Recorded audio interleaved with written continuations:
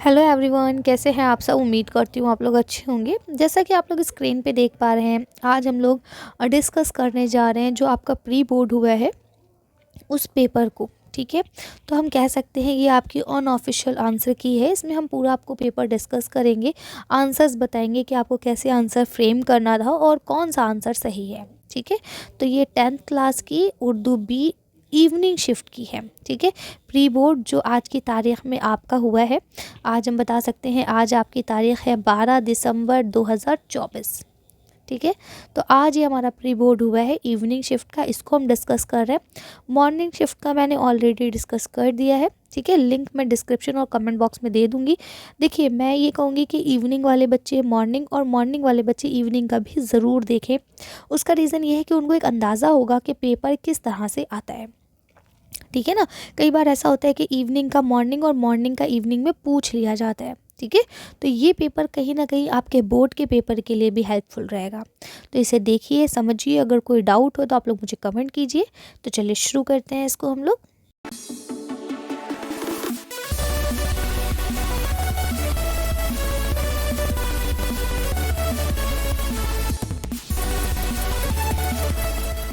ये देखिए, यहाँ आपका लिखा हुआ है कि भाई ये प्री बोर्ड का है एग्ज़ाम 24-25 में।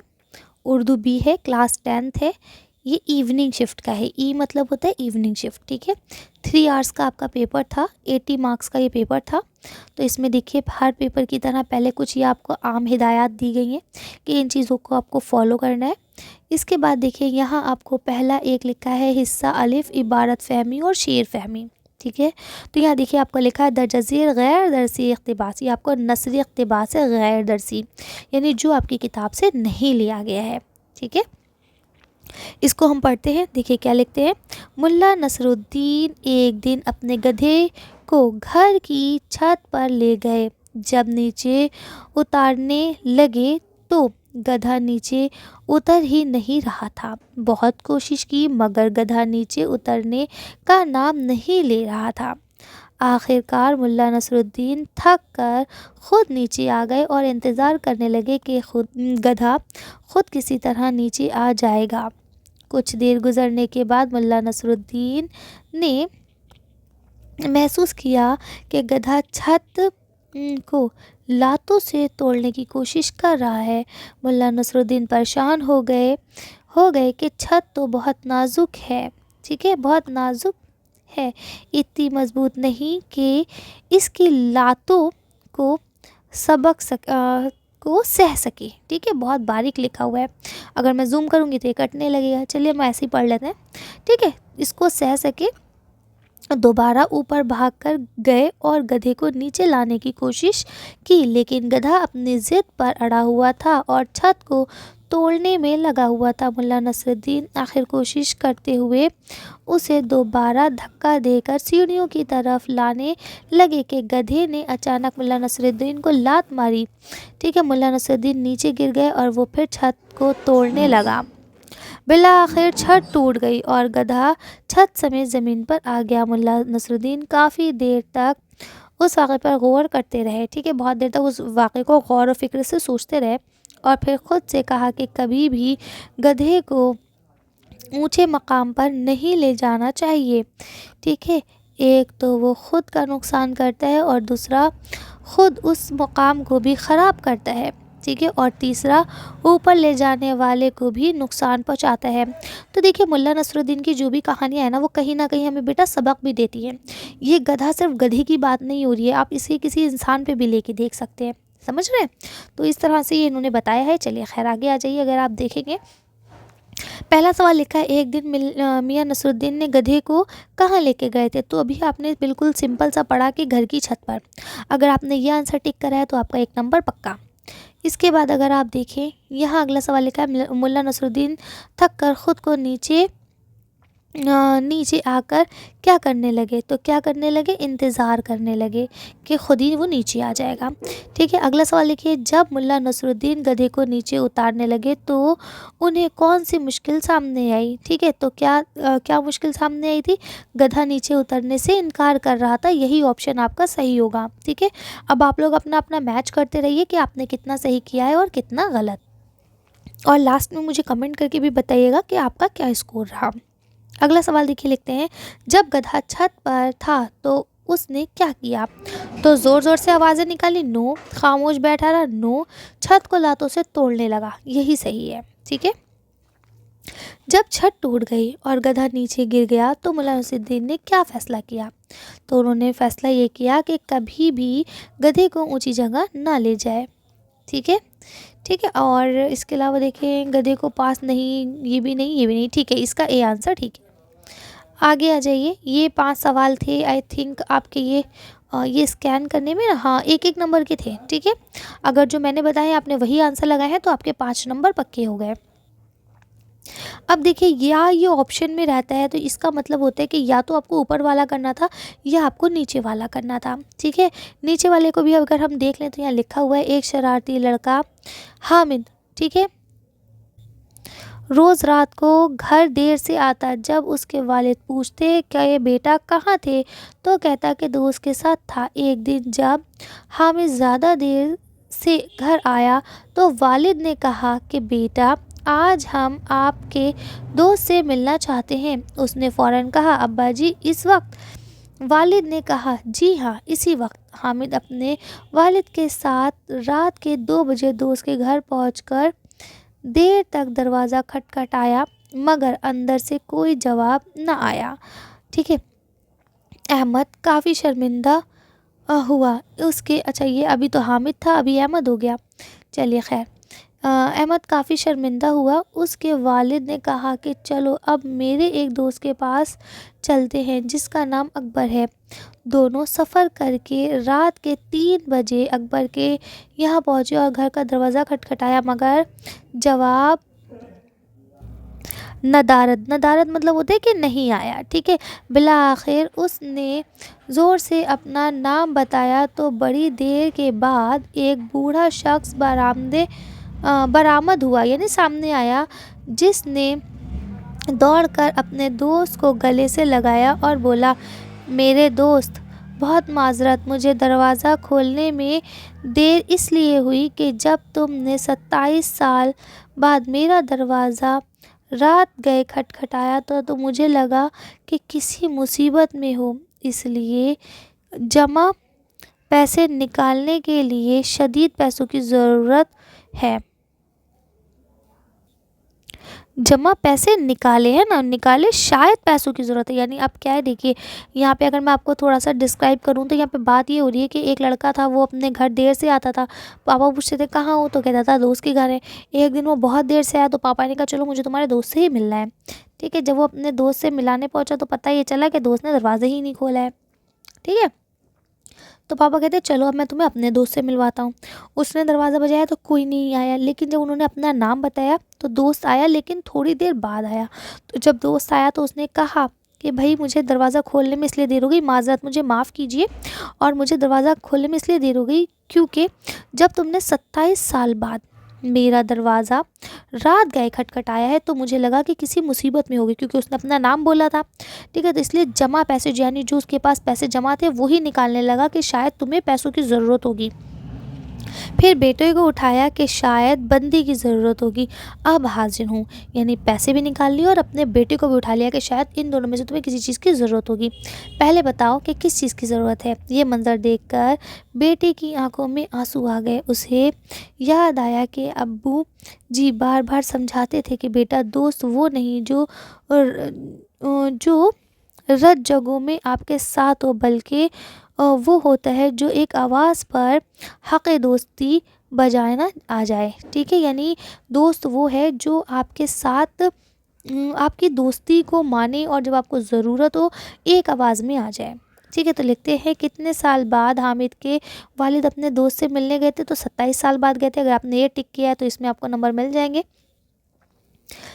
अगर आप अगला सवाल देखते हैं तो यहाँ लिखा है, हामिद अपने वालिद के साथ दोस्त के घर कितने बजे गया था? तो रात के 3 बजे गया था दोस्त के घर।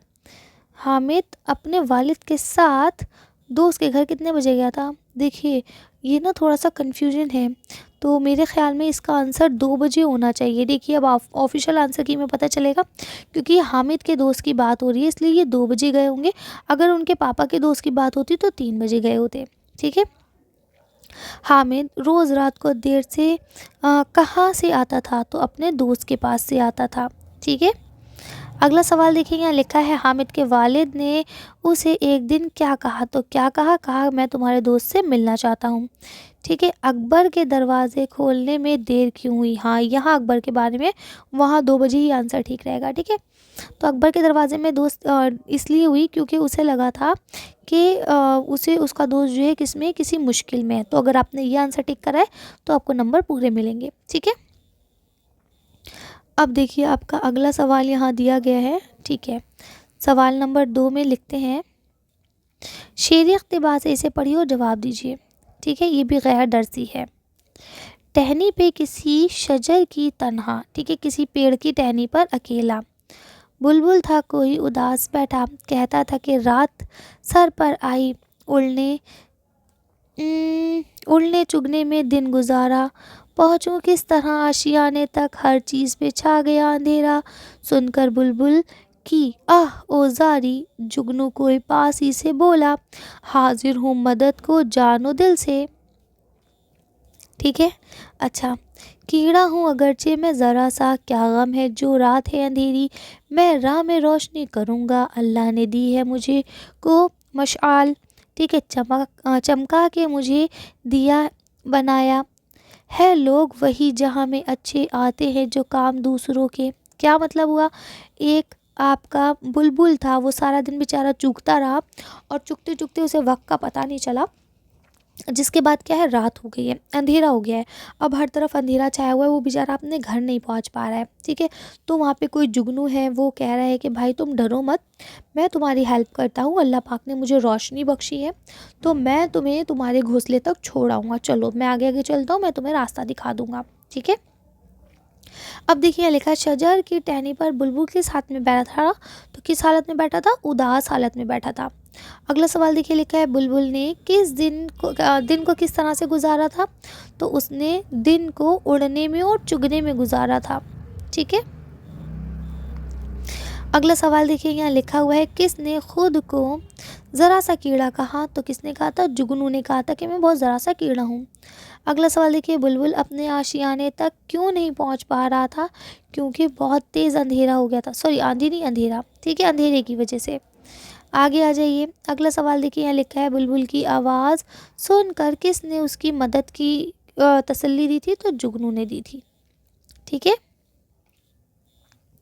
तो देखिए फिर यहाँ पे या लिख के आ गया है, तो या तो आपको ऊपर वाला करना था या आपको नीचे वाला करना था। ठीक है। तो अगर आपने ये वाला किया है तो इसमें देखिए लिखा है, देखिए मैं आपका टाइम ज़ाया नहीं कर रही हूँ, मैं आप लोग को ये पढ़ के इसलिए बता रही हूँ कि हो सकता है अगर ये इवनिंग शिफ्ट का है तो ये मॉर्निंग में पूछ लिया जाए, अगर ये मॉर्निंग शिफ्ट का है तो ये इवनिंग में पूछ लिया जाए बोर्ड में। ठीक है। तो चीज़ें सब सेम होती हैं, कहीं से बदल के नहीं आती। जो इक़्तिबास मैंने आपको पढ़ाए हैं, अगर आपको याद हो तो PYQ में भी ये इक़्तिबास आ चुके हैं। अभी जो मैंने 4 सेट कराए हैं उनमें तो नहीं थे, लेकिन उसके अलावा ये आ चुके हैं। ठीक है। देखिए यहाँ लिखते हैं, एक ही अल्लाह के बंदे हैं सब छोटे बड़े, अपने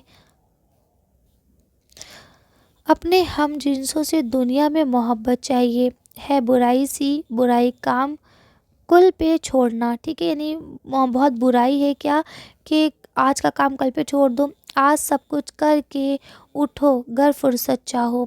ठीक है। अगर तुम चाहते हो कि तुम्हें फरागत मिले, है ना, फरागत मिले, तो तुम्हें क्या करना है, आज का काम आज को ही ख़त्म करना है, कल पे नहीं छोड़ना है। ठीक है।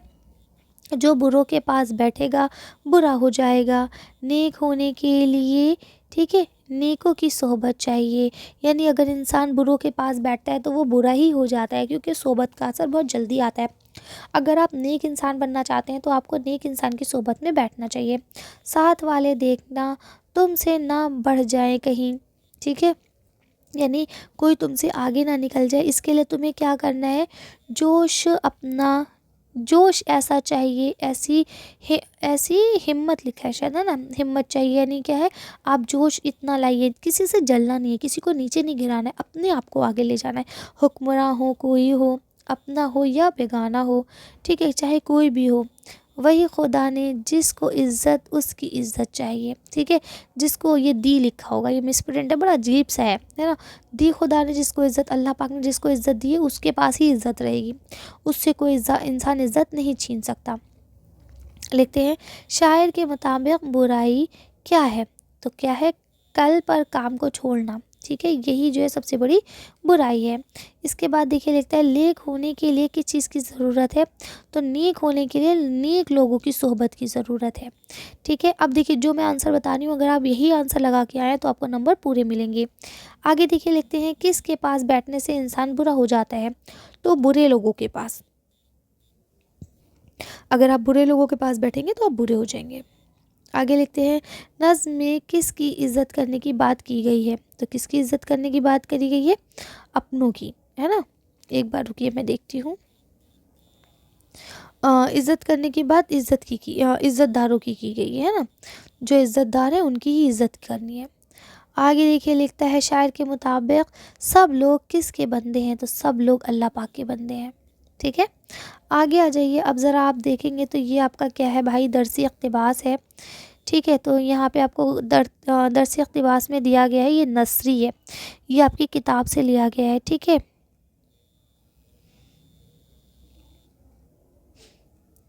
ये कौन सा इक़्तिबास है, क्या आप मुझे बता सकते हैं।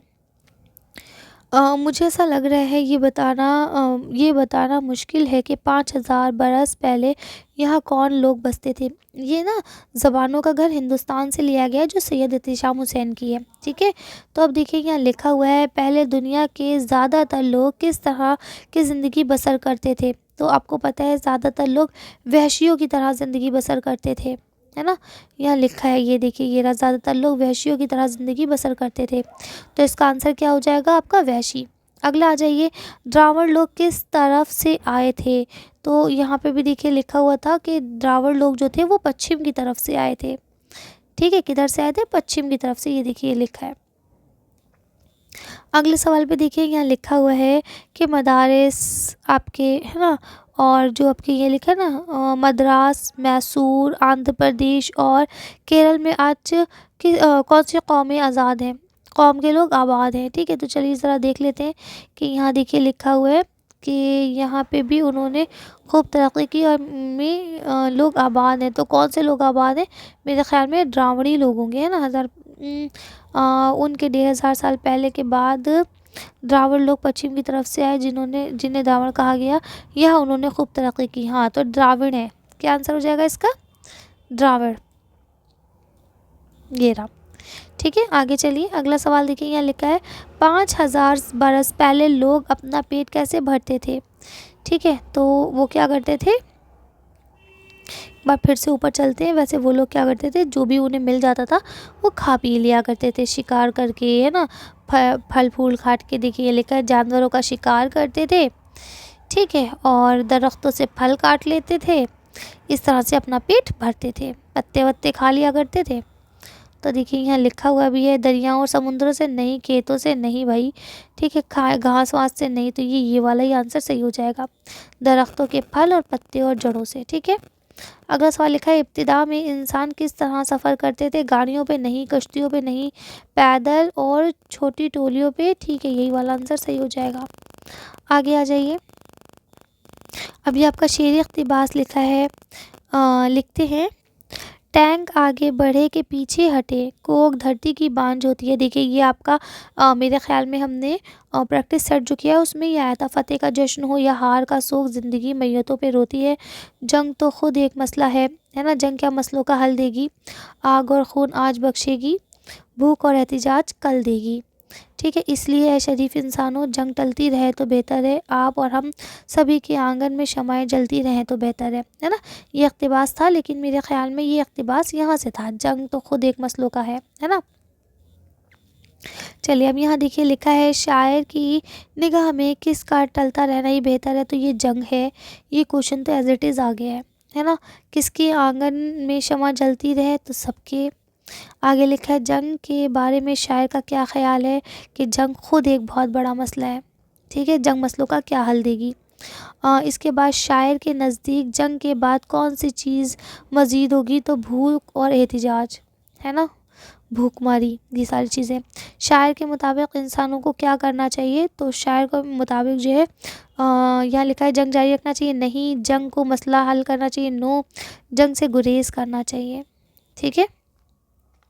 गुरेज करने का मतलब होता है बचना, परहेज करना, ठीक है। अब देखिए यहाँ पे तहरीरी महारत में आपका पूछा गया है यौम जमहूरिया, है ना, किसी खेल का आंखों देखा हाल, इसमें से किसी एक पर आपको काम करना था। तारीख़ी मकामात की सैर, ये सारी चीज़ें, साइंस की इजादात, ये सब मैंने आप लोगों को करा रखा था। अब देखिए इसमें पहले भी मैं आपके साथ आंसर की शेयर कर चुकी हूँ, तो उसमें भी ये बात लिखी जाती है कि एग्जैक्टली जो भी है उसको आपको 3 हिस्सों में ही डिवाइड करना है। कि सबसे पहले आपने उसमें लिखा कैसे, आपका पैटर्न कैसा है, उसके नंबर मिलते हैं आपको। और उसके बाद फिर आपकी जो तहरीर है ना, वो कैसी, इमला वगैरह ठीक है या नहीं, उसके नंबर मिलते हैं।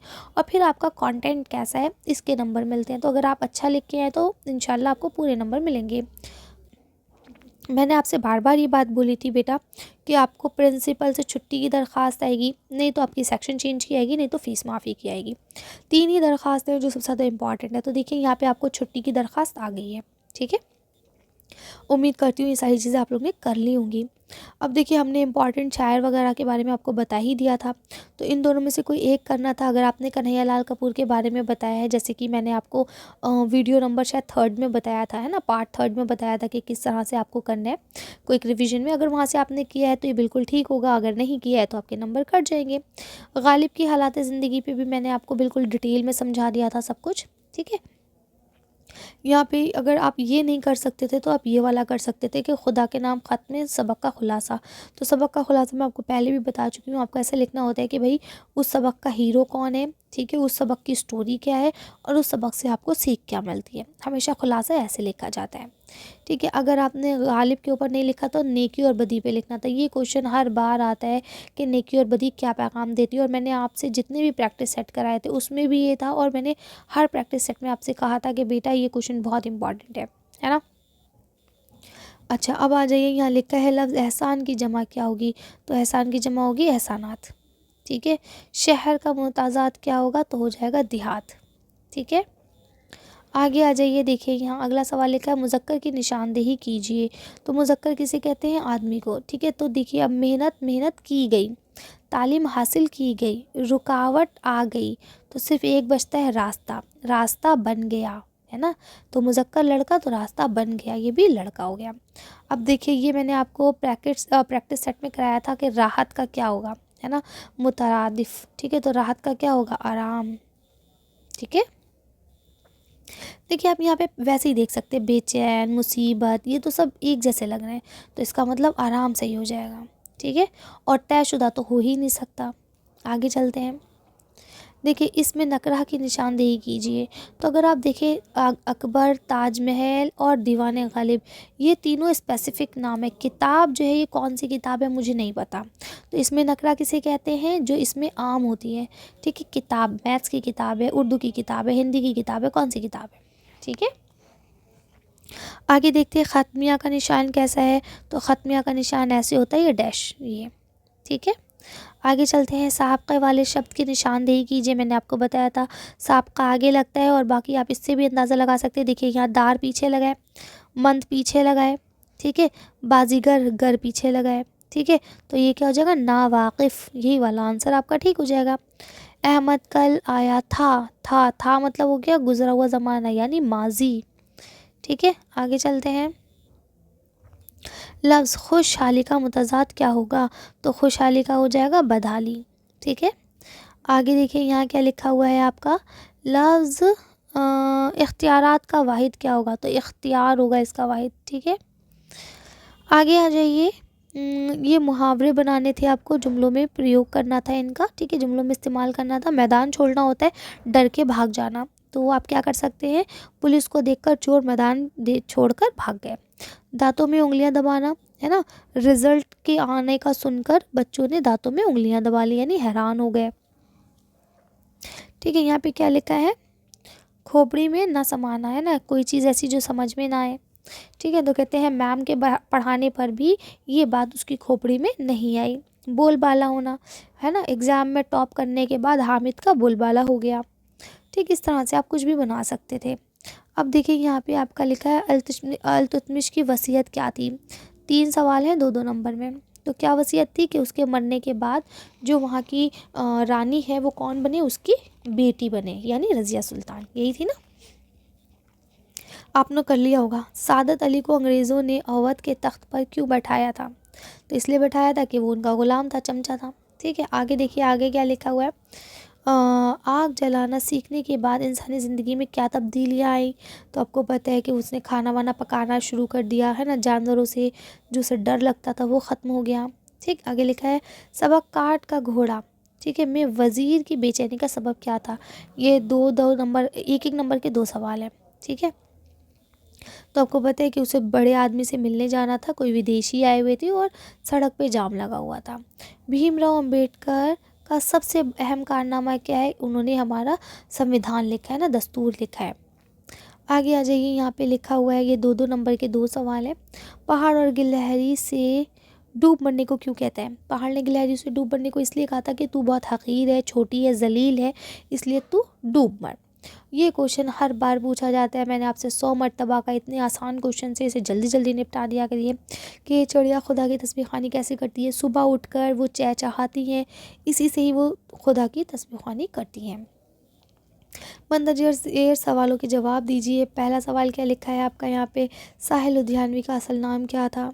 ठीक है, बशीर नवाज़ की शामिल नज़्म कौन सी है बताइए। और शायर को किस शायर को खुदाए सुखन का लक़ब दिया जाता है। ये क्वेश्चन मैंने आपको प्रीवियस में कराया था कि इसका आंसर मीर तक़ी मीर है।